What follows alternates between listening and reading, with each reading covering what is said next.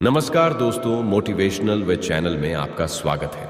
इस चैनल पर आपको प्रेरणादायक विचार साझा किए जाते हैं जिनको सुनने के बाद आपको जीवन में शांति का एहसास होगा। ये प्रेरणादायी विचार आपको जीवन में सफल होने के लिए प्रेरित करेंगे।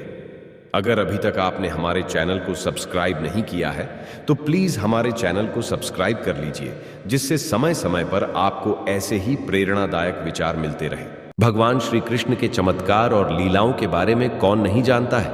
वह भगवान विष्णु के अवतार थे। वह जो चाहे वो कर सकते थे और कई मौकों पर किया भी था। लेकिन एक ऐसा मौका भी आया था जब श्री कृष्ण को रणभूमि छोड़कर भागना पड़ा था, जिस वजह से उनका नाम रणछोड़ पड़ा था। अब आप सोच रहे होंगे कि वो तो भगवान थे, फिर उन्हें किसी से भागने की क्या जरूरत थी। दरअसल इसके पीछे एक बेहद ही रहस्यमय कहानी है जिसके बारे में शायद ही आप जानते होंगे। मथुरा की एक कैद में माता देवकी के गर्भ से जन्मे कृष्ण ने अपने आचरण से मानव जाति के सामने कई ऐसे उदाहरण रखे जो जीने की राह दिखाते हैं। ऐसा ही एक उदाहरण है उनके रणछोड़ बनने का। जी हां, एक बार कृष्ण भी युद्ध को बीच में ही छोड़कर मैदान से भाग गए थे। फिर भी शत्रु का वध हुआ और हजारों निर्दोष नागरिकों की सुरक्षा हुई। यह है कृष्ण के रणछोड़ बनने की कहानी। भगवान श्री कृष्ण का जन्म कंस का वध कर समस्त पृथ्वी लोक को उसके अत्याचारों से मुक्त कराने हेतु हुआ था। किशोरावस्था में ही वह गोकुल से मथुरा आ गए तथा दुष्ट कंस का वध किया। कंस की मृत्यु से दुखी उसके श्वसुर जरासंध ने एक विशाल सेना लेकर मथुरा पर आक्रमण कर दिया। मगधराज जरासंध ने भगवान श्री कृष्ण को युद्ध के लिए ललकारा, लेकिन वह सिर्फ अकेले नहीं बल्कि उसने श्री कृष्ण के खिलाफ युद्ध के लिए यवन देश के राजा काल यवन को भी अपने साथ मिला लिया था। दरअसल काल यवन को भगवान शंकर से यह वरदान मिला था कि न तो कोई चंद्रवंशी और न ही कोई सूर्यवंशी उसको युद्ध में हरा सकता है। उसे न तो कोई हथियार मार सकता है और न ही कोई अपने बल से हरा सकता है। भगवान शंकर से मिले वरदान की वजह से काल यवन खुद को अमर और अजेय समझने लगा था। उस लगने लगा था कि कोई भी उसे युद्ध में हरा नहीं सकता है और न ही मार सकता है। जरासंध के कहने पर काल यवन ने अपनी सेना के साथ मथुरा पर आक्रमण कर दिया। इस आक्रमण में उसके साथ शिशुपाल और काल यवन जैसे शक्तिशाली राजाओं के शामिल होने के कारण जल्दी ही सेना मथुरा जा पहुंची और मथुरा की राजसभा में कृष्ण तथा बलराम को सेना को सौंपने का संदेश भेजा गया।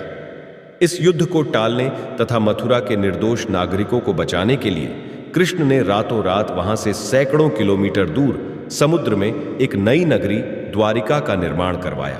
अपनी माया से उन्होंने समस्त नागरिकों, उनके पशुओं तथा संपत्ति को नींद में ही नई नगरी में पहुंचा दिया।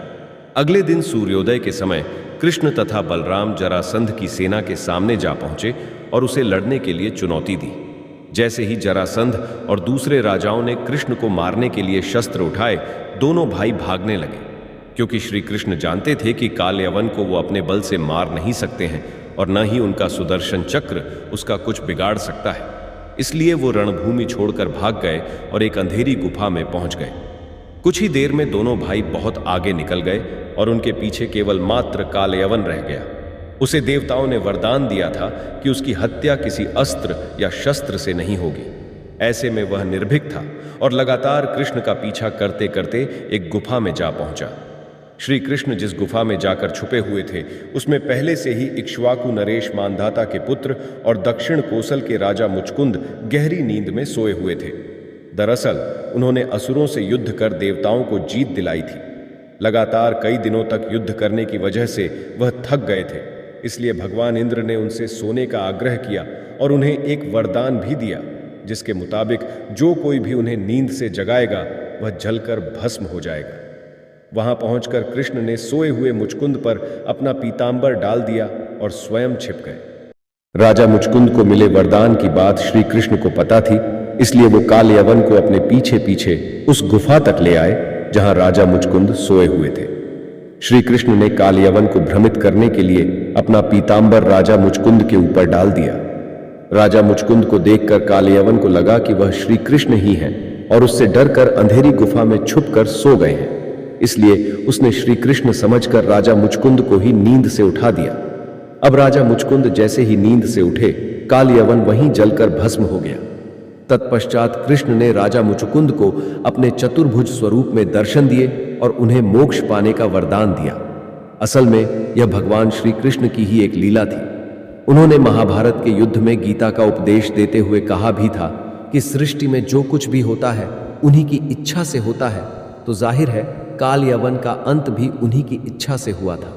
वहीं दूसरी ओर जरासंध और बाकी राजा पूरी तरह से खाली मथुरा देखकर वापस लौट गए।